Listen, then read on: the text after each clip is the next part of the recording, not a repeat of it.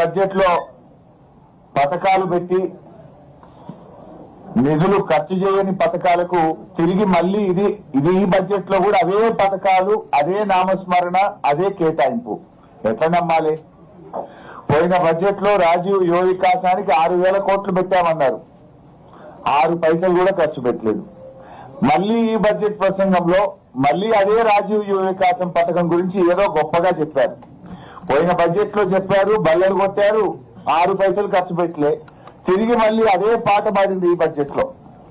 అట్లా ఇందిరమ్మ ఆత్మీయ భరోసా 24-25 బడ్జెట్ లో పెట్టిండ్రు, 25-26 బడ్జెట్ లో పెట్టిండ్రు, ₹1 ఇవ్వలేదు, 1 పైసా కూలీలకు అందలేదు. మళ్ళీ ఈ బడ్జెట్ లో అదే చదువుడు చదివిండు బట్టి. అంటే నీ బడ్జెట్ కో శాంటిటీ లేదు. బడ్జెట్ అనేది కేవలం అంకెలు మాటల గారడిగా మార్చింది తప్ప మీ కేటాయింపుల ఖర్చు విషయంలో ప్రజలకు పథకాలు అందించడంలో చిత్తశుద్ధి లేదు అని